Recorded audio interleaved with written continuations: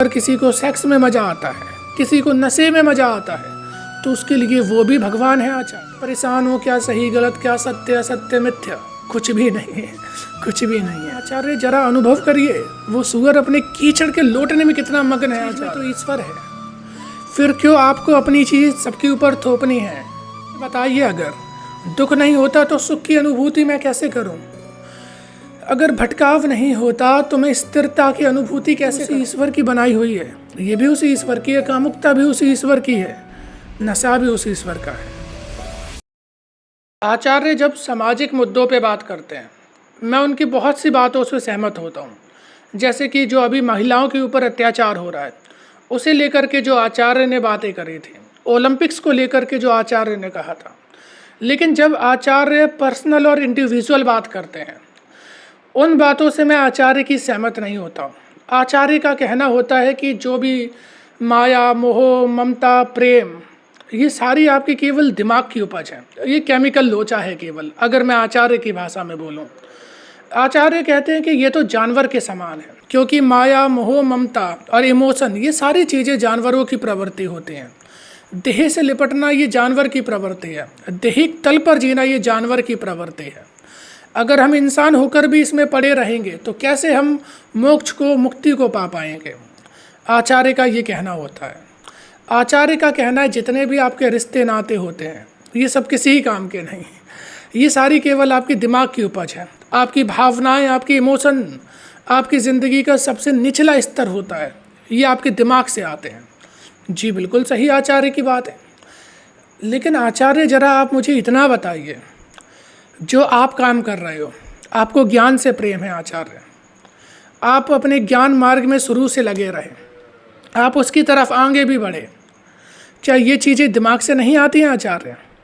ये भी तो केवल आपका एक केमिकल लोचा है। अगर आप किसी भी एक काम के पीछे हो कि मुझे अपनी आइडियोलॉजी को प्रसारित करना है, अगर आप किसी भी काम के पीछे हो कि मुझे दुनिया को इस मार्ग पे लेकर के जाना है, जो आप मोटिवेशन है आपका, जो आपकी गोल सेटिंग है, क्या ये आपके दिमाग की केमिकल लोचा नहीं है? और जब ये केमिकल लोचा आपके लिए सही है तो दूसरा केमिकल लोचा क्यों गलत हो जाता है? मैं सिर्फ आचार्य से इतना कहना चाहता हूँ, आचार्य आप प्रकृति का एक हिस्सा तो पकड़ने की कोशिश कर रहे हो कि ये ज्ञान मार्ग की चीज़ है, इसे मैं पकड़ूंगा, और वहीं दूसरी चीज़ जो है उसे आप छोड़ने की बातें कर रहे हो। आचार्य आप एक तरफ ये कह रहे हो कि ये भावनाएं जैसी चीज़ ये दिमाग से आते हैं, केवल दिमाग के केमिकल लोचा हैं, इन्हें हमें नहीं पढ़ना चाहिए, इन्हें छोड़ देना चाहिए। जीवन में एक उद्देश्य होना चाहिए, एक ऊंचा काम होना चाहिए, उसके प्रति हमें अपने आप को समर्पित करना चाहिए। जीवन के केंद्र में ये जो संसारिक चीज़ें और बाकी की जितनी चीज़ें हैं, इनका स्थान केंद्र में नहीं होना चाहिए, केंद्र में केवल आपका काम होना चाहिए। तो जो आपकी काम की भावना भी आ रही है कि मुझे ये करना है, मुझे उस लेवल तक जाना है, ये भी तो आपकी वही दिमाग की उपज है आचार्य। और अगर आचार्य ये उपज उस ईश्वर की देन है, आप कहते हो कि उस ईश्वर तक हमें जाना है, बिल्कुल सही बात है, ये उस ईश्वर की देन है। लेकिन क्या वही जो दिमाग की दूसरी उपज थी, माया, मोह, ममता, प्रकृति की जो देन थी, इसमें ईश्वर का कोई हाथ नहीं? फिर अगर हर चीज़ ईश्वर ने बनाई है तो जिस तरीके से आपका ज्ञान का जो मार्ग है वो सर्वश्रेष्ठ है, तो दूसरे का, किसी का जो मार्ग हो वो नशे का हो, वो भी उसके लिए सर्वश्रेष्ठ है। ये आपकी दृष्टि है आचार्य, आपके अनुभव हैं आचार्य, आपका पर्सपेक्टिव है आचार्य, किसी का कुछ और हो सकता है। आपको अगर ज्ञान में मज़ा आता है, वो आपके लिए भगवान है। यथा दृष्टि तथा सृष्टि, वो चीज़ आपके लिए भगवान है आचार्य। लेकिन किसी दूसरे के लिए, अगर किसी को सेक्स में मज़ा आता है, किसी को नशे में मज़ा आता है, तो उसके लिए वो भी भगवान है आचार्य, उसमें भी तो ईश्वर है। क्योंकि अगर कण कण में ईश्वर है तो हर चीज़ में ईश्वर है, हर चीज़ में ईश्वर है। तो चाहे मैं कुछ भी करूं, लेकिन उस शिद्दत से करूं कि मैं पूरा टूट के उसी में ख़त्म हो जाऊं, उसी में बिखर जाऊं। जिस तरीके से आप अपने ज्ञान के प्रति लगे हैं आचार्य, जिस तरीके से आप वेदांतों के प्रति लगे हैं आचार्य, इस समाज को जागरूक करने के लिए लगे हैं, ठीक वैसे ही तो आचार्य अगर कोई व्यक्ति केवल अपनी मौज में लगा है आचार्य, तो वो भी तो उसी ईश्वर में लगा है। जिस तरीके से किसी में आप ज्ञान में टूटना चाहते हो, डूबना चाहते हो आचार्य, तो अगर कोई व्यक्ति कामुकता में डूबना चाहता है, कोई अगर नशे में डूबना चाहता है तो वो भी तो ईश्वर में डूब रहा है आचार्य। कहाँ पे फ़र्क है आचार्य? और आप हर बार आचार्य सूअर का एग्जाम्पल देते हो कि जिस तरीके से सूअर कीचड़ में लौट रहा है, क्या तुम्हें भी ऐसे जीवन जीना है? लेकिन आचार्य जरा अनुभव करिए, वो सूअर अपने कीचड़ के लौटने में कितना मग्न है आचार्य। उसने अपनी खुशी ढूंढ ली आचार्य, लेकिन आज तक हम मनुष्य होते हुए भी अपनी खुशी नहीं ढूंढ पाए। हमें वो कीचड़ नहीं मिला, और अगर हमें कोई कीचड़ मिल भी जाता है तो भी 10 चिंताएं, कपड़े मैले हो जाएंगे, 4 लोग क्या बोलेंगे। तो आचार्य, मैं केवल इतना चाहता हूँ कि हमारा काम केवल इतना होना चाहिए कि हम समाज को वो दिशा दे सकें, समाज को एक दशा दे सकें कि आप सेल्फ अवेयर होकर काम करिए, जो भी करना है आपकी मर्जी से करिए। ज्ञान मार्ग में मज़ा है तो ज्ञान में आइए। आपको अगर अपने कामुकताई में मज़ा आ रहा है, इस मटेरियलिस्टिक वर्ल्ड में ही मज़ा आ रहा है, तो जिस चीज़ में आ रहा है उसमें भी आप अवेयर होकर करिए कि ये काम आप किस लिए कर रहे हैं। इसमें आपके दिमाग की केमिकल लोचा का कितना रोल है, इस सोसाइटी का कितना रोल है। जब ये चीज़ें आपको पता होंगी, उसके बाद भी अगर आपको उस काम में करने में मज़ा आता है, ऐसे कर सकते हो जैसे कि मैं उसमें ख़त्म हो जाऊं, तो इसमें क्या बुराई है? मुझे एक बात बताइए आप, हर व्यक्ति में ईश्वर है। अगर किसी व्यक्ति से हम मोह भी करते हैं, प्रेम की बात नहीं कर रहा हूँ, प्रेम वो खुद ही एक डिवाइन चीज़ है अलग, मैं केवल मोह की बात कर रहा हूँ। अगर हम किसी से वैसा मोह करते हैं, एकदम टूट के करते हैं कि उसके बिना तो अब नहीं रहा जा रहा, बस हो गया, तो क्या वो मोह हमारा ईश्वर के प्रति नहीं होता आचार्य? हर चीज़ में तो ईश्वर है, फिर क्यों आपको अपनी चीज़ सबके ऊपर थोपनी है? क्यों आप बताना चाहते हो कि नहीं ये गलत है, ये सही है, ये तुम्हें करना है? हम तो ये भी नहीं जानते कि सत्य असत्य क्या है आचार्य। आचार्य शंकर आए, उन्होंने कहा सत्य वो जो कभी भी बदला ना जाए, हर काल परिस्थिति हमेशा वो एक समान रहे, वो सत्य है। उन्होंने कहा ब्रह्म ही सत्य है, ब्रह्मा सत्यम जगत मिथ्यम ब्रह्मे जीवो ना भरा।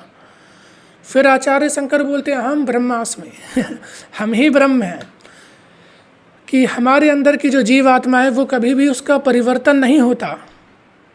और फिर उन्होंने कहा कि असत्य वो जिसे हम जान ना सकें। तो उनसे पूछा ये संसार क्या है? उन्होंने कहा मिथ्या है। मिथ्या मतलब क्या है? मिथ्या मतलब वो जो आज हमें दिखाई दे रही लेकिन कल को नहीं रहने वाली है, वो मिथ्या है। फिर सत्य पूछा जैनों से, जैनों ने कहा सत्य के 7 अलग रास्ते हैं। सत्य हमेशा हो भी सकता है, सत्य नहीं भी हो सकता हमेशा। सत्य आपके नज़रिए पे भी निर्भर करता है। ऐसे ही 7 अलग रास्ते जैनों ने दिए। बुद्ध ने कहा कि सत्य हमेशा बदलता है, इस काल में सत्य कुछ और हो सकता है, उस काल में सत्य कुछ और हो सकता है। तो आचार्य अभी तक तो हम सत्य को भी नहीं जानते हैं। What is the reality, ultimate reality, what is the ultimate truth, we don't know. तो क्यों इन चीज़ों के पीछे फिर इतना भागना, क्यों हैरान होना? जरा सोचिए आचार्य, वो सूअर कितना मग्न है अपने कीचड़ में। काश हमें भी वैसा कोई कीचड़ मिल पाता जिसमें हम भी मग्न होते। उसने अपने कीचड़ में अपना ईश्वर ढूंढ लिया और हम अपने ज्ञान में अपना ईश्वर नहीं ढूंढ पाए आचार्य। वो अपने ज्ञान में मग्न है आचार्य, उसका वही है जो कुछ है, वो उसी का वो संसार है। लेकिन हम ज़्यादा जानने के बाद भी कुछ नहीं जान पाया आचार्य। मैं अब इतना कहना चाहता हूँ कि ये जो आचार्य आप जो भी काम कर रहे हो, जैसे कि मैं आपको बायोलॉजिकल भी फैक्टर बताऊँ, हमारे जो न्यूरो सेल्स होते हैं, रिसेप्टर्स होते हैं ब्रेन में, हमारा जो डोपामाइन है वही तो आपको भी कंट्रीब्यूट करता है, मोटिवेट करता है ज्ञान के प्रति सजग करता है। आपको उस ज्ञान से प्रेम है, जब भी आप उस ज्ञान के प्रति जाते हो, अट्रैक्शन होता है, तब आपको भी उस ज्ञान से खुशी उसी डोपामाइन की वजह से मिलती है। सेरोटोनिन, आपको मोटिवेशन मिलती है, हैप्पीनेस मिलती है जब आप उस ज्ञान के पास जाते हो। तो ये भी तो सारे आपके केमिकल लोचा हैं। बिहेवियर की अगर बात करें, साइकोलॉजी की, तो आज जिस तरीके से एक आपका बड़ा नाम है आचार्य, कि आचार्य प्रशांत, जो हर मुद्दे पे बेबाकी से बोलते हैं, तो उस नाम की वजह से जो आपको समाज से एक रिस्पांस और रिवॉर्ड मिल रहा है, तो आज आप ना चाहते हुए भी आपके दिमाग में वैसी चीज़ें बन चुकी हैं कि मुझे अब तो ये करना ही है। एक अलग सोसाइटिकल प्रेशर हो जाता है और वो आपको पता भी ना चले, फिर भी आपके दिमाग में रहता है। तो हम कहाँ से बचें? इतनी भी याद रखिए आचार्य कि ये जो दिमाग में जो आप केमिकल लोचा की बात करते हैं, ये भी तो उसी ईश्वर की बनाई हुई है, ये भी उसी ईश्वर की है, कामुकता भी उसी ईश्वर की है, नशा भी उसी ईश्वर का है। तो क्यों आप कहते हो कि एक चीज़ से भाग जाओ दूसरी चीज़ पकड़ लो? मैं सिर्फ इतना कहता हूँ कि कोई चीज़ छोड़ने की ज़रूरत नहीं है। आपका अपना अलग नज़रिया है आचार्य, किसी और का जो नज़रिया है उसे वैसे जीने दीजिए। अगर किसी को इन्हीं चीज़ों में मज़ा आ रहा है, संसार की चीज़ों में लिप्त होकर के मज़ा आ रहा है, किसी को पैसों में मज़ा आ रहा है, रुपए कमाने में, किसी को पावर में, किसी को करप्टनेस में, करने दीजिए, बिल्कुल करने दीजिए, उसे उसका ईश्वर वहीं मिलेगा। बस एक सेल्फ अवेयरनेस हमें बनानी है कि अगर इंसान कोई भी काम करे तो वो ये समझ के कर पाए कि इसके पीछे की क्या वजह है। इस जो मैं फ़ैसला ले रहा हूँ, क्योंकि अभी तक ज़्यादातर हम लोग क्या समझते हैं कि ये जो फ़ैसला ये मेरा फ़ैसला है, लेकिन वो समझे कि किस तरीके से ये चीज़ें मेरे दिमाग में आ रही हैं, किस तरीके से ये चीज़ें मेरे जहन में आ रही हैं, फिर उसके बाद वो फ़ैसला करें। अगर उसे फिर भी लगता है कि मुझे इन चीज़ों में लिप्त रहना, इसमें मुझे आनंद आता है, तो बिल्कुल रहो, कोई बुराई नहीं है। लेकिन आचार्य का ये भी कहना है कि ये सब एट द एंड चल के आपको अंत में दुख के अलावा कुछ नहीं दे सकते। तो आचार्य बताइए, अगर दुख नहीं होता तो सुख की अनुभूति मैं कैसे करूं? अगर भटकाव नहीं होता तो मैं स्थिरता की अनुभूति कैसे करूं? आप बताइए, अगर अंधेरा नहीं होता तो रोशनी की मैं स्वागत कहाँ से करूं? क्या मायने रह जाते इन बात के आचार्य? अब जब मैंने दुख कभी देखा नहीं तो सुख की अनुभूति काहे की? हर चीज़ एक समान है। अब मैंने अंधेरा नहीं देखा तो रोशनी मेरे लिए किस मतलब की? कुछ भी नहीं। इसीलिए जितने भी मेरी बात अभी तक तो आचार्य के लिए थे, लेकिन अब आपके लिए भी है। हर व्यक्ति का अपना अलग पर्सपेक्टिव होता है। मैं जो हर बार कहता हूँ, इस बार भी कह रहा हूँ, मैं आपको वहाँ तक मुक्त करना चाहता हूँ कि जहाँ आप अपने विचारधारा के भी गुलाम ना हो, क्योंकि ये विचारधारा भी आपकी नहीं, ये भी सामाजिक देन है, ये भी कई बायोलॉजिकल साइकोलॉजिकल प्रक्रिया हैं, उनकी देन है। मैं चाहता हूँ आप हर चीज़ के मतलब जान जाओ। आप मुझे भी फॉलो मत करो, बिल्कुल मत करो, बस इतना समझो कि जो भी आपके दिमाग में आ रहा है उसके आने की वजह क्या है। किसी को फॉलो करने की ज़रूरत नहीं है। भगवान बुद्ध ने क्या कहा था? अपो दीपो भवा, अपने दीपक स्वयं बनो। ज्ञान कुछ नहीं होता है, मेरा अनुभव है, अनुभवी ज्ञान होता है। मेरा अनुभव मेरे लिए ज्ञान है, मेरे लिए मार्ग है, मेरे लिए ईश्वर है। तुम्हारा अनुभव जरूरी नहीं मेरे जैसा हो, तुम्हारा अलग हो सकता है। तुम्हारा जो भी अनुभव हो उसमें जियो, वही तुम्हारे लिए परम ज्ञान है, दूसरा कुछ नहीं है। बिल्कुल मत परेशान हो क्या सही गलत, क्या सत्य असत्य मिथ्या, कुछ भी नहीं है, कुछ भी नहीं है।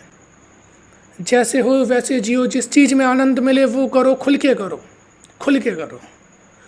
मेरी इतनी बात याद रखो कि तुम्हारे विचार तुम्हारे नहीं, ये जगत में कुछ चीज़ ऐसी नहीं जो हमेशा ऐसी रहने वाले हैं।